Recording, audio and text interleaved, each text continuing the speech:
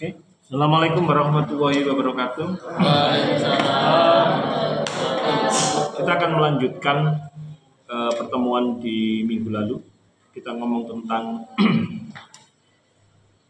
penelitian kualitatif yang nanti di capaiannya adalah kamu sudah bisa membuat proposal penelitian komunikasi yang kualitatif. Kemarin kita sudah ngomong bab 1 yang isinya adalah nanti latar belakang, rumusan masalah, tujuan penelitian.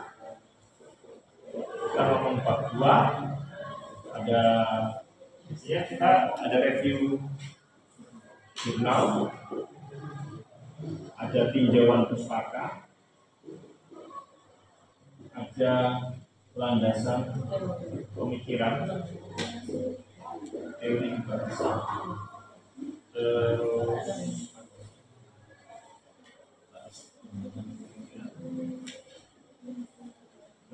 konsep, landasan konsep juga ada. Terus yang terakhir biasanya skema penelitian. Nah, urutan dari atas, urut ke bawah. Ini nanti hasilnya. Nah, sekarang kita ngomong yang ketiga, yaitu metode. Jelas metodenya kualitatif, muaranya nanti bisa deskriptif, bisa kalau mau teks nanti semiotik juga bisa, atau analisa teks.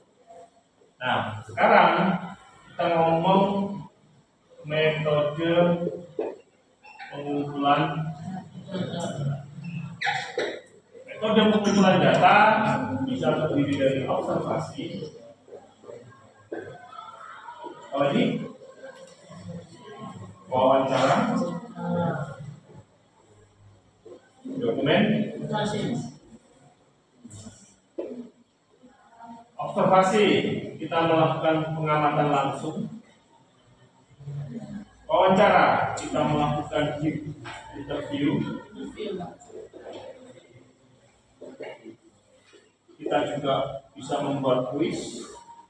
Kita juga bisa melakukan apa yang disebut FGD, fokus grup. Oke, kita mulai dari observasi dulu. Apa sih observasi itu?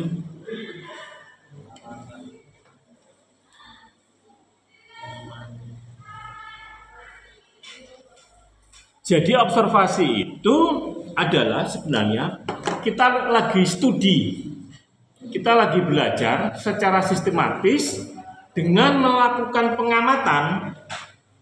Dari pengamatan itu kita melakukan pencatatan.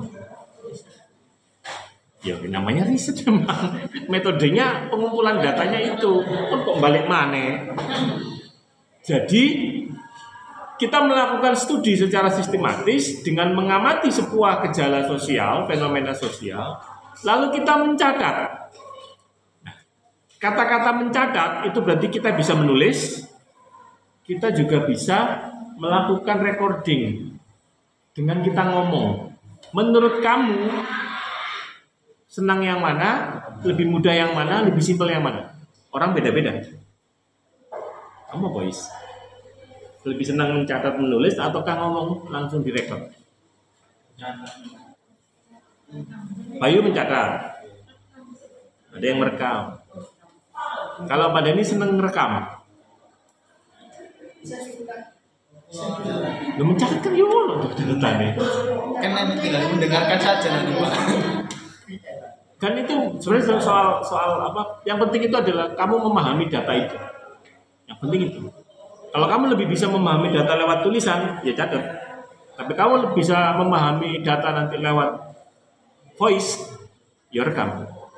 Kalau saya seneng rekam gitu loh, mungkin karena dulu waktu kecil suka nonton film ya, terus nonton ilmuwan sing mengamati apa, terus kayak ada beberapa itu terus dia langsung ngomong salah satu ini terus kamu mengamati, oh yang saya lihat di depan itu adalah fenomenanya A, B, C, catat aja. Saya melihat ini, melihat ini, melihat ini. Apalagi sekarang sudah ada aplikasi yang dari suara menjadi teks. Enak banget itu. Kita nggak perlu capek-capek nulis, kita ngomong aja gitu. Nah itu definisi dari observasi, bahwa kita melakukan studi secara sistematis terhadap gejala sosial atau fenomena-fenomena sosial yang mau kita amati, lalu kita membuat catatan. Paham ya?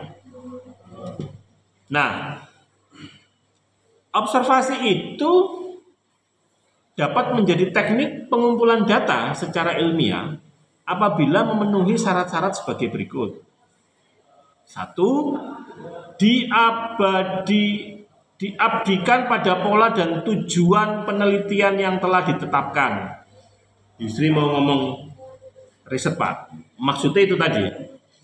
Jadi observasi itu kamu tidak boleh macam-macam, tidak boleh aneh-aneh, tapi dikembalikan kemana? Ke risetnya tadi. Apa sih yang kamu ingin teliti itu apa? Tujuanmu apa? Nah, yang kedua, direncanakan dan dilaksanakan secara sistematis dan tidak secara kebetulan atau accidental. Jadi begini, contohnya apa ya? Kamu mau mengamati bagaimana strategi komunikasi pedagang pasar untuk menjual dagangannya. Kamu nggak boleh accidental, kamu rencanakan. Misalnya, saya mulai dari pasar mana dulu ya, terus lapaknya yang gimana, terus apa saja, saya berangkat dari situ, A, B, C. Kayak dulu itu pernah gini,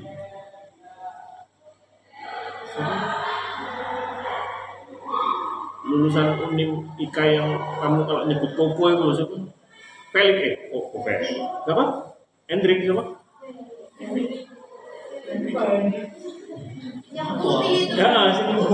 Ya, sing sering kesini loh, siapa namanya? Riko. Koko alumni kita, Enrico. Nah, dia meneliti tentang begini. China sekarang, tapi dia meneliti tentang, dia pakai interaksionisme simbolik, toleransi beragama dari tiga agama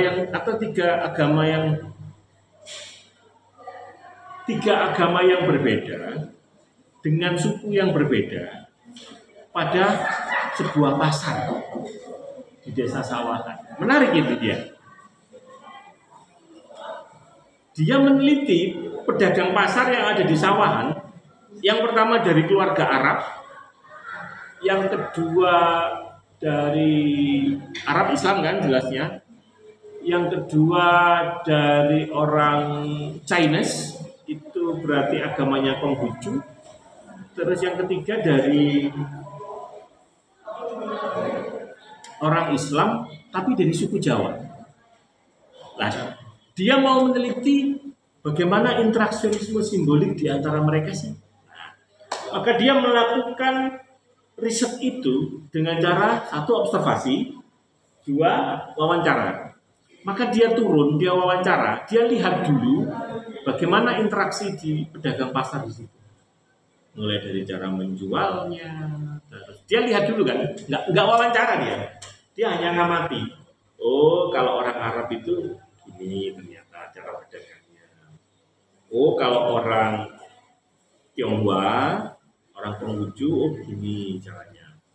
Oh, kalau orang Jawa, begini cara berdagangnya. Terus, nah, dia membuat catatan, catatan tuh, hasil observasimu apa, tuangkan tuh. Dia buat transkrip dulu, catatan-catatan. Habis itu sampai pada Bagaimana sih cara beribadahnya ketiga orang ini? Nah, lalu dia melakukan wawancara. Dia tanya, lah, dia ketika membuat observasi itu, catatan-catatan itu, dia kembali ke risetnya dia. Tujuannya apa? Oh, saya mau mengetahui interaksionisme simbolik di antara mereka. Ada lagi yang mau meneliti tentang subculture bahasa Wong Ding Frong. Itu memadukan antara bahasa Madura dan bahasa Jawa dijadikan satu. Jadi bahasa Madura sama bahasa Jawa di blend. Nah, di situ ada komunitasnya. Istilahnya Wong Kedung Pring, tapi dijadikan kalau salah namanya Wong Ding Frong namanya. Apa? Iya, Kedung Pring Suku. Lah, dia turun. Dia ngamati. Lah ngamatinya ini tidak boleh insidental, dia rencanakan. Dia merekam dulu dari pengamatan dia. Nah, lalu setelah itu berlanjut ke wawancara. Makanya tidak boleh insidental. Moro-moro teko, moro-moro nyatet, nggak akan dapat. Kalau kualitatif, satu hari kamu tidak cukup, besoknya lagi. Tidak cukup, besoknya lagi. Semakin kamu kuat di situ, sampai kamu menemukan apa yang kamu cari. Ini sih kayaknya orang perlu tahu deh. Nah, risetnya harus di situ.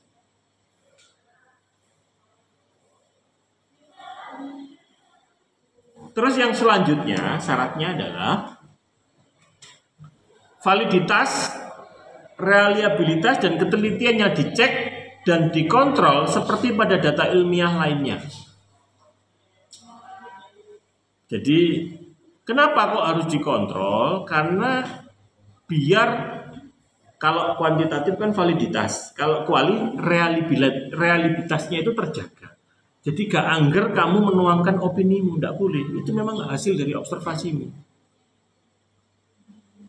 Jadi memang observasi ini adalah metode yang paling mendasar untuk mendapatkan atau memperoleh data, fakta dari fenomena sosial yang ingin kamu teliti. Observasi. Nah, itu perlu dilatih. Kadang-kadang kita nggak sadar kok sebenarnya itu tiap hari kita mau observasi, tapi kita nggak tahu kalau itu observasi. Contoh yang paling mudah ya, misalnya cewek-cewek, coba sih bilang, cewek-cewek mengobservasi cowok ganteng nang kafe. Itu saking hafalnya, dia tahu jam segini di kafe ini, di waktu ini dia lagi ngapain, apa yang dipesan. Semakin banyak semakin detail. Dari jam segini dia selalu datang di situ. Pesenannya kalau nggak hot lemon tea, makanannya pisang goreng. Terus yang datang itu selalu cewek. Kalau nggak ini. Itu sampai apal dia. Apalagi kalau sampai kamu buntuti. Setiap jam segini dia selalu ke arah sini, beloknya ke sini. Itu yang namanya observasi, menghasilkan data dan fakta. Nah, itu kalau kamu pegang ya, kamu kayak detektif kamu. Kerjanya ilmuwan itu kan hampir sama antara detektif dan wartawan. Ngamati. Semakin bagus pengamatanmu, observasimu, ya semakin bagus pula lah data yang kamu peroleh. Ya makanya kalau kamu nanti observasi ya harus kayak detektif, harus jeli dan jela. Ngerti? Jela ya? Ngerti jela ya? Di atasnya jeli, jela. Biar jelas ini maksudnya.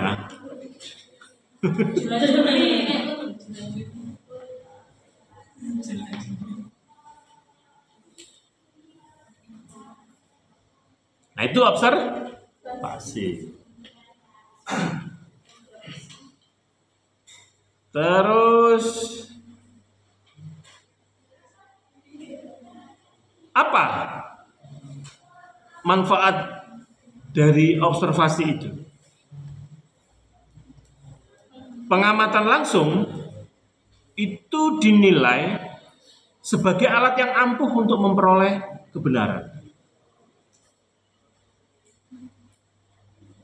Karena apa? Karena kamu langsung mengecek kebenaran informasinya sendiri. Kamu sebagai pengamat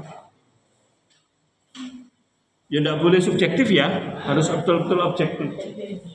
Kamu lihat biru ya katakan biru, kecuali kamu buta huruf, buta warna. Ini yang bingung ini.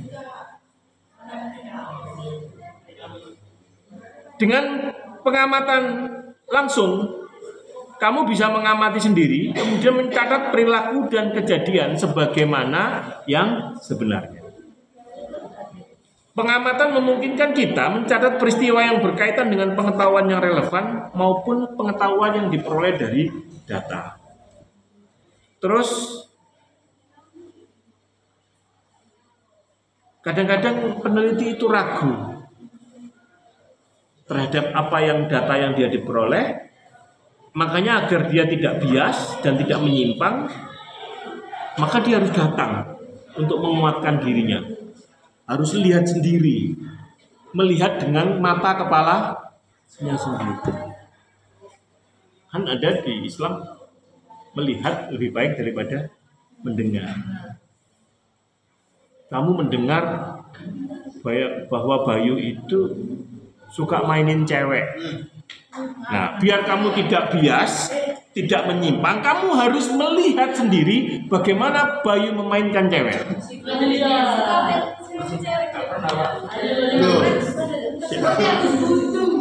Ini kan contoh. Bayu buntu.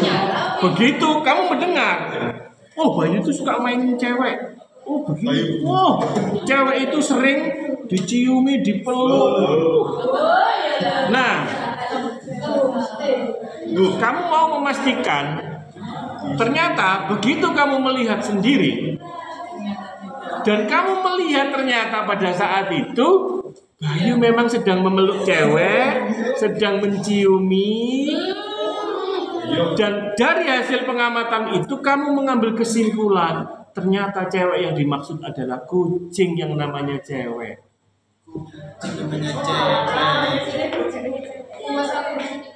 Jadi kamu lihat Bayu, terus Bayu ngomong cewek. Pak, dong enggak normal itu sama binatang. Nah, karena ketika dengar sendiri ya benar. Bayu senengannya mainin cewek. Apa? Diambungi, dipeluk. Nah, begitu dipastikan ternyata kucing itu namanya cewek. Apanya? Titelnya jadi apa? Ya kan ini hasil dari observasi untuk memastikan apakah benar Bayu seneng mainin cewek. Ternyata kesimpulannya benar, dan cewek itu adalah seekor kucing. Yo gampang kan lah. Kadang-kadang kita ini nyayang kucing, lu Rasulullah itu dilus-lus, dipeluk, dicium.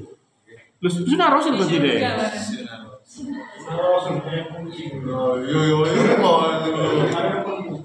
Nah, itu manfaat dari observasi. Bisa tahu ya? Loh, banyak loh kejadian yang atau peristiwa yang membuat kita salah paham. Karena POV orang-orang, sudut pandang orang-orang bisa berbeda. Perspektif orang, persepsi orang bisa beda. Dan realitas sosial sangat luar biasa rigidnya. Oke, ada pertanyaan dari sini?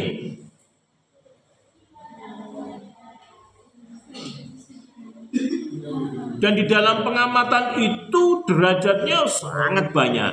Nanti kamu bisa ambil di ini materinya, sangat banyak. Terus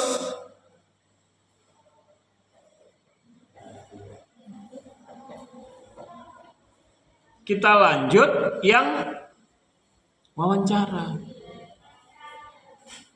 Nah,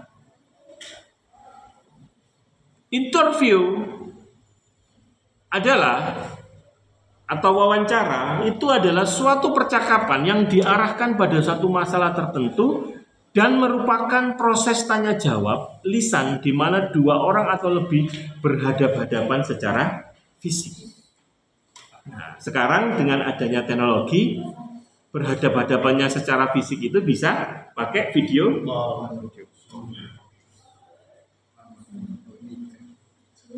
Saya kemarin diajak wawancara video call sama orang DLH, Dinas Lingkungan Hidup, yang dia sedang membuat tesis tentang pencemaran air sungai.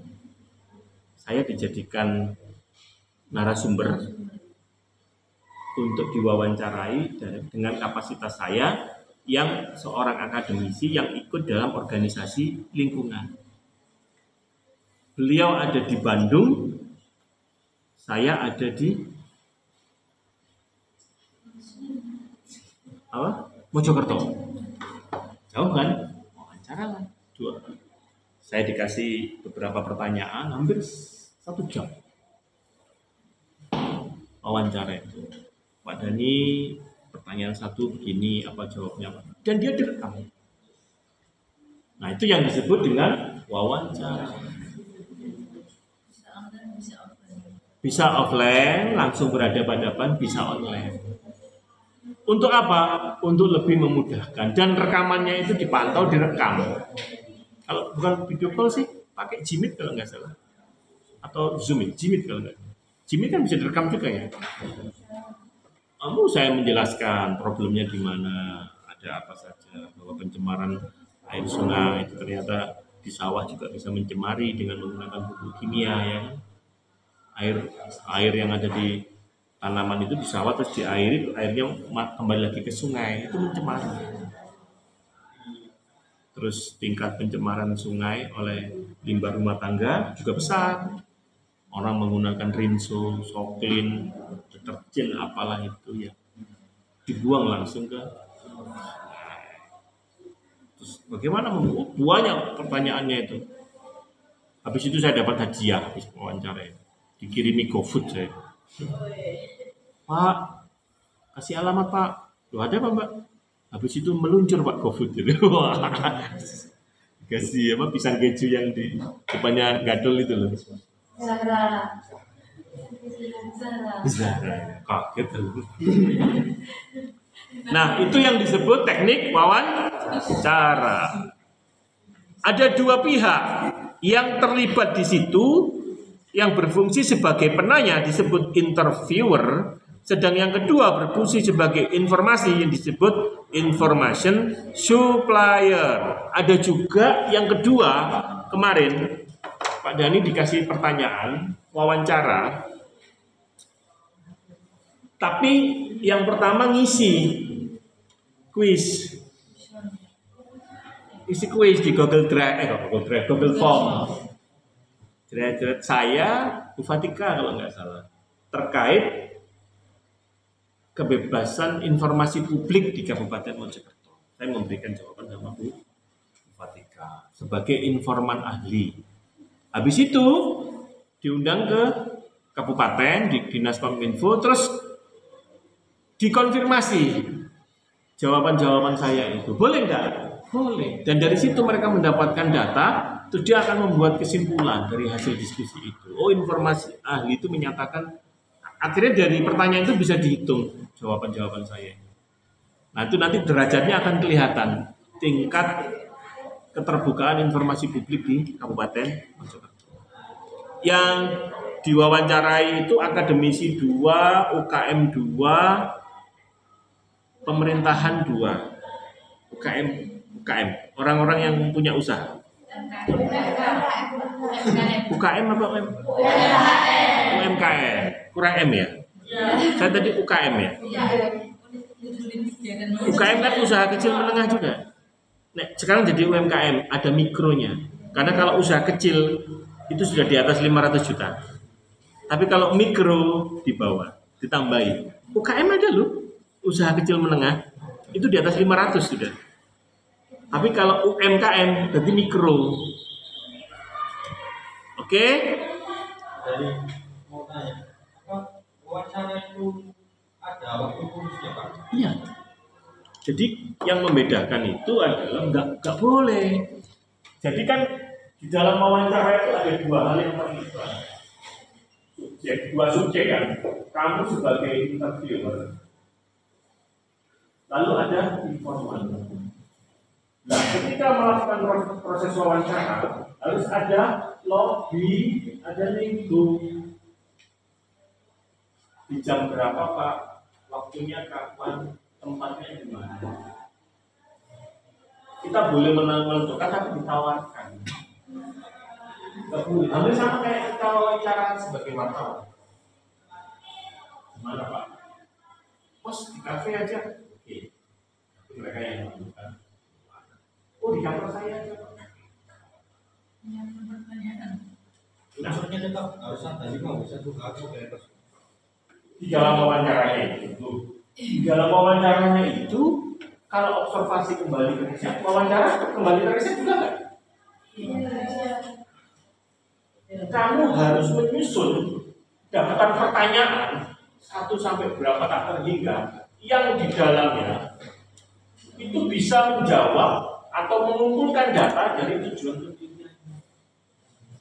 Kalau 30 pertanyaan itu cukup, kalau 10 pertanyaan cukup, oh ternyata saya bisa 10 Pak, cukup Pak. Oke, cukup ya. Wawancaralah kamu dengan. Ternyata begitu dikumpulkan datanya, cukup ya. Bukan lagi. Itu yang kualitatif. Tapi kalau misioner, kuanti sudah bisa dihitung berapa anunya, tidak selesai bisa. Kalau kuali nggak bisa. Pokoknya bukan pada dengan berapa narasumber, tapi kecukupan datamu untuk menjawab penelitian, pertanyaan penelitian itu tadi. Jadi harus lobby, nggak boleh asal, dirayu kalau perlu. Pakai strategi komunikasi yang baik. Itu.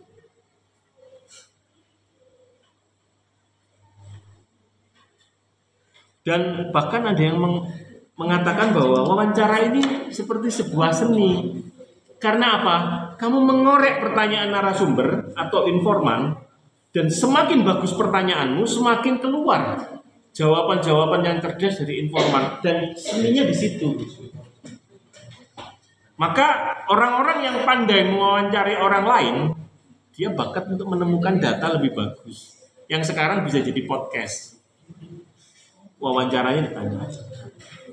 Beberapa teman-teman dulu waktu praktek kakak kelasmu yang kemarin sudah lulus itu, jadi pertanyaannya itu, apakah Bapak syuting ngono ya? Dia jawab, baik, selanjutnya tidak begitu. Bagaimana kita membangun kenyamanan dengan orang yang kita wawancarai? Itu Pak Lailin itu waktu diajak wawancara, akhirnya diulang lagi itu sama Pak Ainul Yakin dulu itu. Karena apa? Kayak interogasi. Mohon dijelaskan. Jadi baca. Kalau wawancara kita Ngobrol. kayaknya ngobrol aja, tapi ada draftnya. Susunan. Nah, seni mewawancarai ini di sini disebutkan sebagai sebuah seni, ada keindahan di situ, ada estetikanya. Wis gak ngomong etika lah ya, estetika gitu. Wis gak ngomong norma. Norma ini kan pertanyaan 1 selesai, dijawab lagi pertanyaan kedua, permisi dulu, sopan. Tapi ini sudah estetika. Ada nilai seninya di situ. Orang bahkan tidak tahu dan tidak sadar kalau dia sedang diwawancarai. Nah, itu seni wawancara yang hebat. Mengorek keterangan. Bahkan tanpa dia sadar. Oh, itu yang hebat kan. Tadinya orangnya ngomongnya pelin. Oke, iya, nggak tahu, bukan cuek. Tiba-tiba terus dia cerita banyak lah, itulah Nah, itulah yang disebut wawancara. Kalau FGD bagaimana? FGD itu hampir sama kayak wawancara, tapi orangnya lebih dari satu, lebih banyak. Dan ada satu orang yang berfungsi sebagai fasilitator atau interview itu yang menanyai satu persatu. Dari versi ini, dari versi ini, dari versi ini. Nah, FGD itu tapi harus sang pewawancara ini mahir. Misalnya ini FGD. Hendrik, ini bagaimana kamu ini? Kamu begini nggak bisa. Harus seperti kayak diskusi. Santai. FGD. Kapan-kapan kita praktek ya, mungkin ya. Iya ya. Coba sebutkan beberapa pertanyaan. Pak Dani mewawancarai kamu, kamu mewawancarai Pak Dani. Ya, oke ya.